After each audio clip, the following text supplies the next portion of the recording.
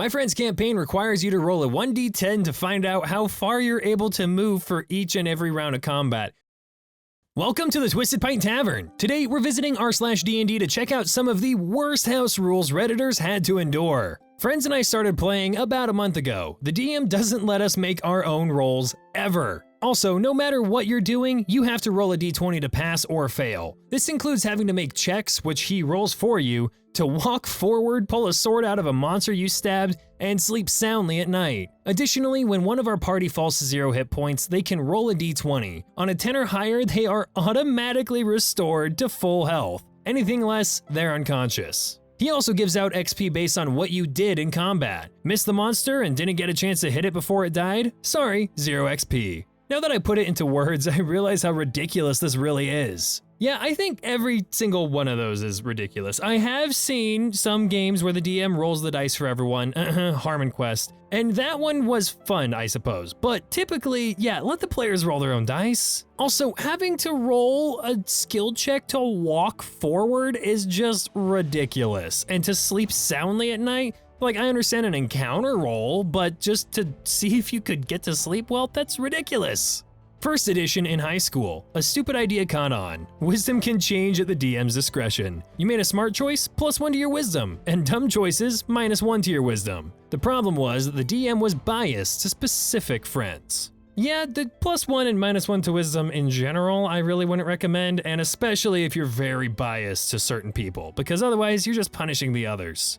These were all for the same campaign, a horror hard campaign in Ravenloft. Roll for anything and ignore your stats. I once missed jumping inside a 10 by 10 foot window 1 foot from the ground because I got a 7 on the die and had 20 dex. I slid down the wall cartoonishly. You only get XP for monsters you both hit and kill in separate actions. Meaning if you kill a monster in one blow, you get no XP. If you hit a monster but don't land the killing blow, no XP. If you steal someone else's kill, neither gets anything. This caused the wizard's XP to shoot through the roof since he usually went in with grease and then burnt hurt enemies to a crisp. If you were good aligned, both enemies and attacks would have a random chance of targeting you, 1 in 6, because evil gods dominated reality or something, which was a bitch for the paladin and myself, a chaotic good warrior, since we didn't know that rule until we started playing. Of course, everyone else created neutral or evil characters. So let me get this straight. You're specifically punishing good aligned characters by giving every attack a chance to just target them instead? That doesn't sound very fun, if I'm being completely honest. And roll for anything, ignore your stats. What's the point of your stats then? You might as well just have a 0 on everything, because if you're just taking what's on the die, that's all that matters.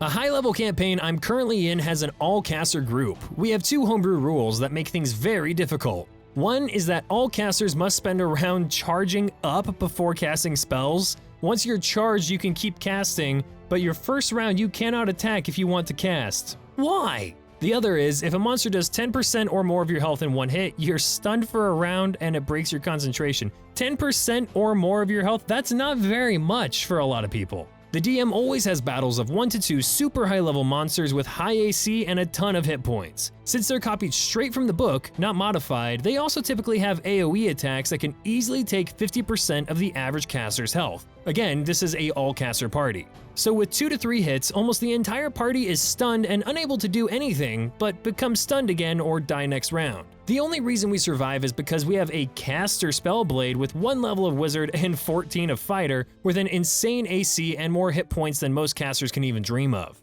He gets all the XP, so there's no loot for killing these creatures, and the rest of us are SOL as he continues to become even more powerful. What's with these house rules of only awarding XP to the people who deal a killing blow or other weird things? What is with that? That does not breed teamwork. And then having to charge up to cast spells that, like, what are you doing? Channeling the arcane energy that supposedly already courses through your veins? Like, sure, but that's what you're doing the round that you're casting the spell.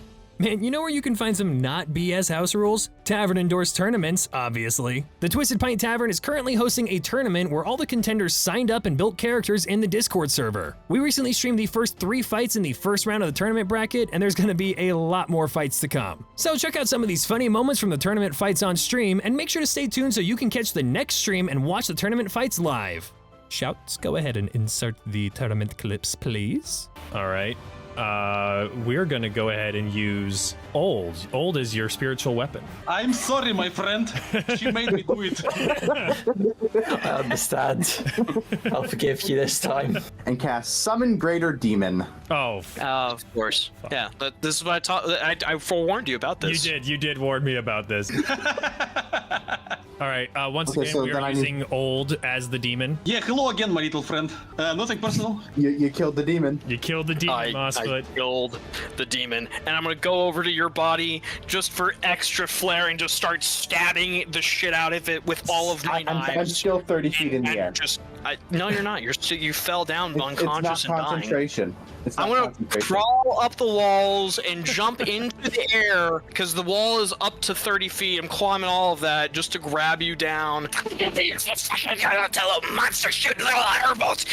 That's all you hear. Make sure to join our Discord server so you can be notified when the next battles begin and participate in our future events. My Friend's campaign requires you to roll a 1d10 to find out how far you're able to move for each and every round of combat. Are we talking 1d10 feet or 1d10 spaces? Because 1d10 feet is vastly underpowered and 1d10 spaces can be significantly overpowered. It just slows everything down, and rolling low with a melee character is frustrating. Yeah, I can imagine, because you get like a 2 and you can't get anywhere and fight anyone. Charisma equals physical appearance. I had a DM who insisted on that. No, what you're looking for is a stat from the older editions called comeliness, and that is what your physical appearance is based off of. In 2nd edition, it technically wasn't even an official stat in the player's handbook. It was introduced in the Unearthed Arcana, which back then was an official supplement instead of playtesting. But there's many reasons why comeliness did not make an appearance in future editions. How a campaign ended. The party was on an island. I don't know anymore, something about storms and vanishing ships near it. So we grab a boat and head out to the area where they vanish. A bit later, we dive with magical breathing to an underwater complex made of huge caves. The search there is kind of fruitless till we see a huge hole in the ground of one of the underwater caves, and we see bones around it. Naturally, the party is inclined to investigate. My mage swims over the hole, like 10 meters high over the hole, to peek in, after casting his protection spells, of course. The GM tells us, well, you see a huge ghostly tentacle dart out of the hole, touch the mage, age him instantly to death, and then vanishes back into the hole. I ask what save to roll, but the GM replies, no save, the character's dead. All the bones should have told you something deadly lives here. Yeah. Well, I spent the rest of the evening doing something else, and in the end, I told him that I see my involvement in this group as finished. Killing a player character chancelessly for trying to solve a mystery kinda seems counterproductive to good fun, and as such, I don't feel like playing with him as a GM again. That group never met again after. Yeah, I can't blame you guys for not meeting again. That's stupid. Like, I know that there are some very dangerous instant death traps that can occur, especially at higher levels or in some of the older modules like, Tomb of Horrors. But the reason those exist at later levels is because usually you have some form of resurrection magic, so it's actually kind of balancing out your healing capabilities. At lower levels or at any point, if you can't come back from it, if you can't save and it's just done, that's just dumb. Alright, I'm gonna be a little controversial here with my bad house rule. Taking 20. Not what you're thinking, though. The most common taking 20 rule comes from, I believe, 3.5, and I've seen a lot of DMs who still use it. Essentially, you can take a set amount of time, I often hear a minimum of 1 hour, to complete a skill check. At the end of that time, you get a natural 20 on the skill check without having to roll. Some people love this, some people hate it, but that's not quite what I'm talking about here. I'm talking about DMs that let you take a 20 for everything, with practically no time requirement. I actually played with someone once who said that as long as you're not currently being attacked, not even just not in combat, just not being attacked, you can take a 20 on any skill check, even if you only have like a few seconds to do so. That just sucked all the fun and risk out of non-combat scenarios. Like, there's no reward without a little risk, and allowing all non-combat and some combat skill checks to auto-succeed just has no risk at all. Alright, well, thank you guys for joining us for another Horrible House Rules video. I hope you enjoyed! Honestly, I don't know where most of these house rules come from. Like, some of them, you can kinda see where the DM's going with it, but most of the ones on lists like these are just like, why would you think that's fun?